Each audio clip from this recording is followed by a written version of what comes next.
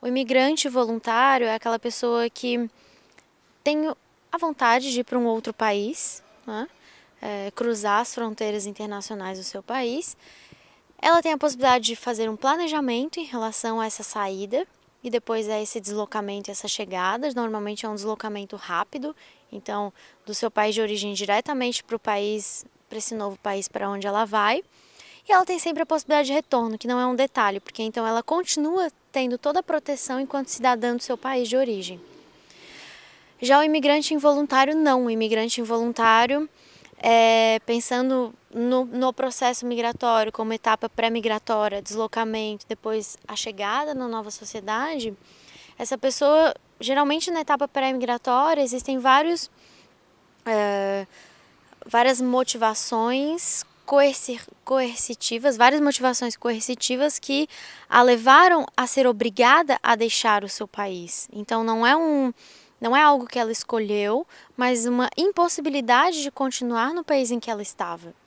Ela sai, esse deslocamento, essa etapa pré-migratória, então ela tem muitas vezes tem eventos de violência extrema.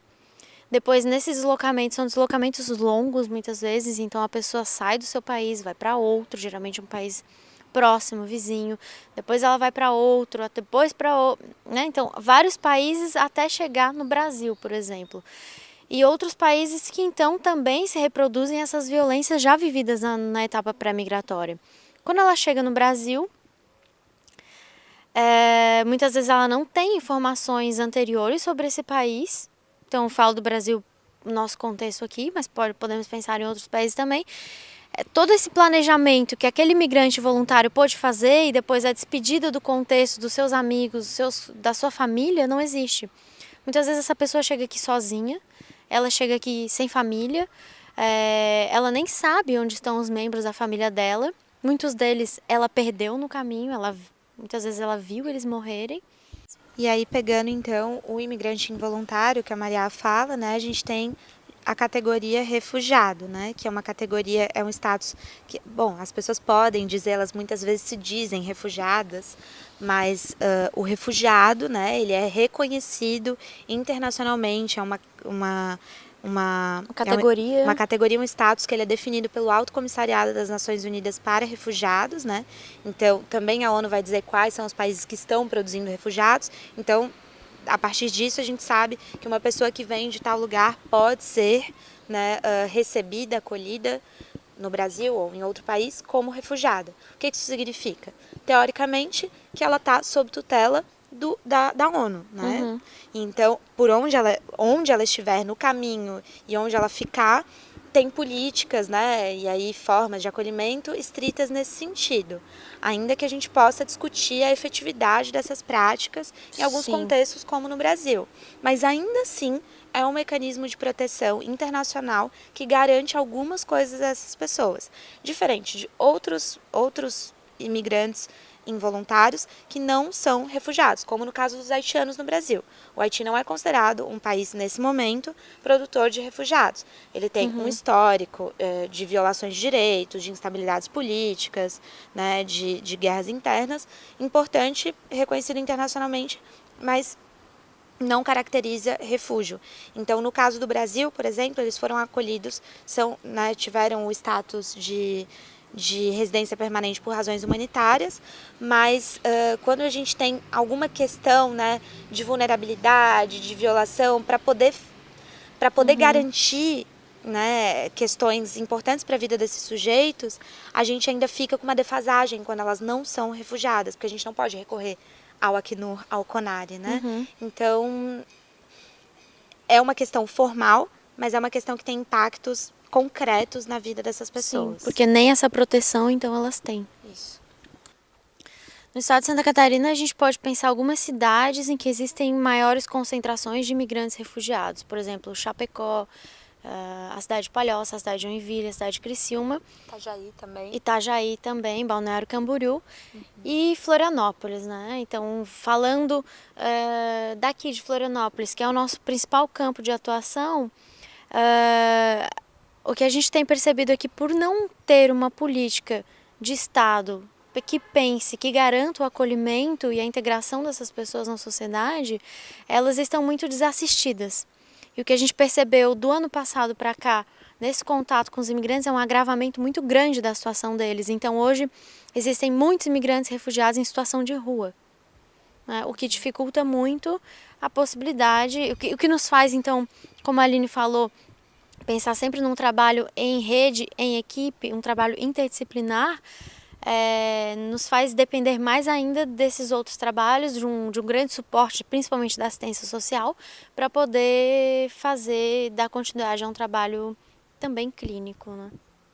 A gente tem o compromisso ético, né, com os sujeitos que encontramos, né, e aí nos vários âmbitos, nos vários contextos de trabalho e de atuação.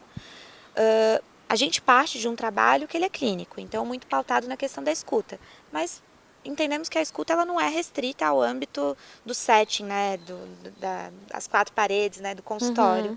Então, que a clínica ela é feita pautada na possibilidade de escutar, de abrir mão do saber, né, de abrir mão dessa posição de que eu sei alguma coisa sobre como fazer para que esse sujeito deixe, né, de sofrer, para que ele tenha algumas questões garantidas, e escute, veja que contexto é esse, escute, olhe, pense e criticamente avalie as possibilidades de intervenção, de acolhimento e de garantia de políticas. Então a gente pode dividir aí, né, tanto no âmbito dessa questão mais clínica, que não está estrita à clínica, da escuta do sujeito frente às suas diferenças e aquilo que o constitui, né? Mas também a questão do trabalho na garantia de direitos, na construção de políticas públicas, a partir de trabalhos de pesquisa, de trabalhos de atuação, de intervenções, enfim, diversos aí contextos, né, em que o psicólogo está atuando, né? Então, o psicólogo tem sim o compromisso de poder pensar como estabelecer uma rede, né, que possa garantir que essas pessoas não venham a sofrer as violações que elas sofreram outrora, né, que fizeram com que elas tivessem que se deslocar, ou mesmo novas, né, violações aqui no contexto brasileiro. Primeira coisa, acho que é a distinção da migração voluntária e a migração involuntária. Então, pensar que o foco de trabalho são com esses imigrantes involuntários, que essas pessoas então não escolheram estar aqui, vieram para cá porque era impossível dar continuidade a uma vida no país onde elas estavam. E no contexto do trabalho, do contato mais direto, do trabalho da psicologia desse contato mais direto com os imigrantes refugiados, é que muitas vezes a gente precisa renunciar a muitos saberes, né? Porque se então essas pessoas se constituem, os imigrantes, todos nós nos constituímos na nossa cultura de origem. E a gente precisa resgatar esses elementos dessa cultura de origem para poder pensar recursos que essa pessoa pode novamente acionar para dar continuidade à sua vida. Tem algo importante, que é a gente poder pensar que migração sempre existiu.